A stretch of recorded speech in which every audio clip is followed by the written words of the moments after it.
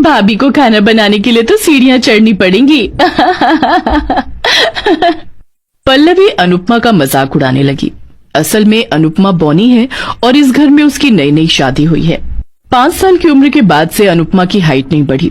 उसे लेकर उसके माता पिता बहुत परेशान थे। पता नहीं शादी कैसे होगी इसकी। इसे कुछ सिखाओ, वैसे ही ये बॉनी है, कुछ तो खूबी होनी चाहिए इसमें। आदमियों के दिल का रास्ता पेट से होकर गुजरता है। अनु बेटी चला खाना बनाना सीख ले।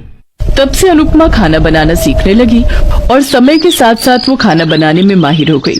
उसके हाथ का खाना खाकर हर कोई उंगली चाटने लगा। वाह अनु बेटी, कितना अच्छा खाना बनाती है तू। देखना तेरी शादी किसी अच्छे घर में होगी। और अनुपमा बड़ी हो गई। उसके लिए बहुत मुश्किल से रिश्ता आया। लड़का भी बौना था, इसलिए लड़के वाले अनुपमा को घर की बहू बनाने के लिए राजी हो गए। लड़के का नाम राजेश था। राजेश से अनुपमा की शादी हो गई। अनुपमा के माता पिता गरीब थे। उनके पास मिट्टी का चूल्हा था, इसीलिए अनुपमा को खाना बनाने में तकलीफ नहीं होती थी। लेकिन ससुराल आकर अनुपमा ने देखा कि ये तो मॉडर्न रसोई है। उसका हाथ गैस के चूल्हे पर पहुंच ही नहीं रहा है। ये देखकर उसकी ननद हंसने लगी। बॉनी भाभी, लगता है आप खाना नहीं बना पाओगी। तभी उसकी सास जानकी आई और बोली, खाना नहीं बना पाएगी मतलब? खाना बनाने के लिए तो इसे लाई हूं मैं। माँ जी मैं खाना बना लूंगी, लेकिन मेरे हाथ ऊपर तक नहीं पहुंच रहे हैं। ठीक है, मैं तुझे एक कुर्सी लाकर देती हूँ, उसके ऊपर उठकर खाना बना। जानकी ने एक कुर्सी लाकर दी। अनुपमा उस पर चढ़कर खाना बनाने लगी। पल्लवी ने हंसते हुए कहा, भाभी आपका नाम आपसे बड़ा है, अनुपमा। अनुपमा को यह सब सुनने की आदत है। उसने कुछ नहीं कहा। रात को वो अपने कमरे में गई। उसका बौनिया पति राजेश बिस्तर पर था। राजेश ने कहा, सुनो अनुपमा, मुझे पता है कि लोग तुम्हें लेकर मजाक उड़ाते हैं। मुझे लेकर भी ये लोग हमेशा से मजाक उड़ाते आए हैं। मुझे पता है जी, हम जैसे लोगों के साथ तो ऐसा ही होता है। राजेश ने अनुपमा को गले लगा लिया। इतने दिनों में एक दूसरे को प्यार करने वाला मिला। अगले दिन अनुपमा ने नाश्ते में डोसा बनाया। ये लीजिए माँ जी, मैंने आप सबके लिए डोसा बनाया है। अनुपमा की जेठानी सुमित्रा तभी नींद से उठकर आई। आओ आओ बड़ी भाभी, डोसा खा लो। डोसा? मैं ये सब नहीं खाती, मेरे लिए फ्रेंच टोस्ट बना कर ला। फ्रेंच टोस्ट वो क्या होता है? तभी अनुपमा की सास जानकी ने कहा, मायके से कुछ सीख कर नहीं आई है क्या? माँ जी मैं सीख लूंगी। फ्रेंच टोस्ट नहीं बनेगा तो मैं आज ब्रेकफास्ट नहीं करूंगी। हाँ। अनुपमा ब्रेड लेकर रसोई में चली गई। सुमित्रा अमीर घर की लड़की है और दिखने में भी बहुत सुंदर है, इसीलिए जानकी उसे बहुत पसंद करती है। उसका बड़ा बेटा रमेश भी अच्छी सरकारी नौकरी करता है और उसका बौना बेटा राजेश, उसे तो कुछ काम मिलता ही नहीं है। पता नहीं मैंने कौन सा पाप किया था कि मुझे ऐसा बौना बेटा मिला और उसकी वजह से मुझे घर में बौनी बहू लानी पड़ी। ये बोलकर जानकी डोसा खाने लगी और पहला निवाला लेकर उसके होश उड़ गए। अरे वाह, ये तो बहुत टेस्टी है। बहू एक बार खाकर तो देख। हाँ भाभी, बहुत टेस्टी है, खाकर देखिए।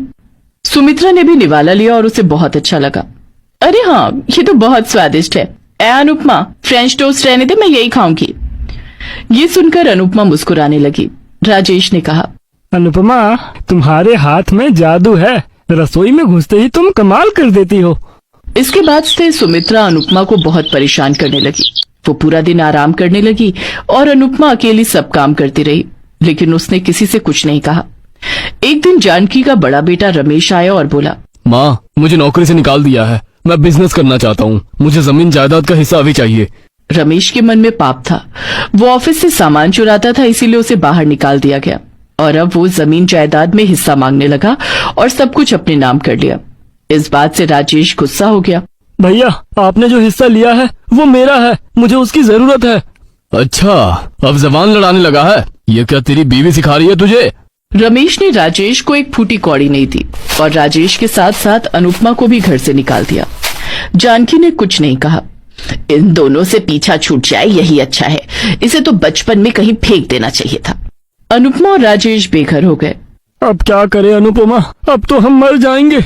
नहीं नहीं, आपने ही तो कहा था कि मेरे हाथों में जादू है, मैं खाना बनाऊंगी। लेकिन कैसे? हमारे पास तो फूटी कौड़ी नहीं है।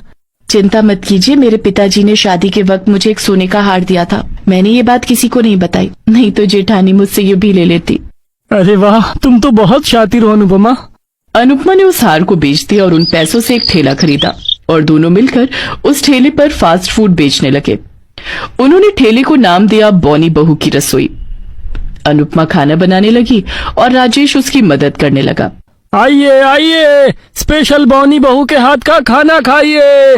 लोग आने भी लगे और खाने भी लगे और सभी को खाना अच्छा भी लगने लगा।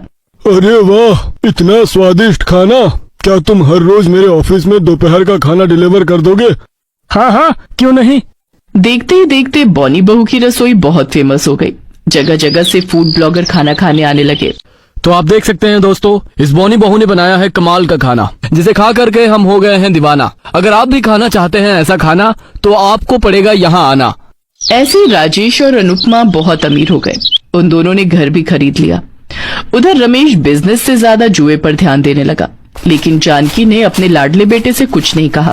और ऐसे ही एक दिन रमेश सारा पैसा जुए में हार गया और वो सभी रास्ते पर आ गए। राजेश को पुलिस ने गिरफ्तार कर लिया और जानकी, पल्लवी और सुमित्रा खाने के लिए रास्ते पर भटकने लगे। इतने में एक दिन वो बॉनी बहू की रसोई के सामने आए। मैंने जिस बेटे और बहू को नालायक समझा, उन दोनों ने अपने दम पर किस्मत बना ली और जिसे लायक समझती थी उसने मुझे रास्ते पर ला दिया।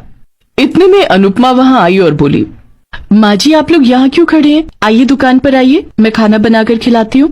अनुपमा ने तीनों को खाना खिलाया। तीनों ने अनुपमा से माफी मांग ली। अनुपमा ने कहा, कोई बात नहीं, गलती तो सबसे होती है। आप हमारे परिवार हैं, आज से हम सब एक साथ रहेंगे। तुम महान हो अनुपमा, तुम महान हो। हम सब तुम्हारी रसोई में काम करेंगे। इसके बाद सभी एक साथ रहने लगे। सभी एक साथ रसोई में काम करने लगे और ऐसे ही बॉनी बहू की रसोई बड़ी होती गई। बॉनी बहू ने दिखा दिया कि मेहनत का फल मीठा होता है।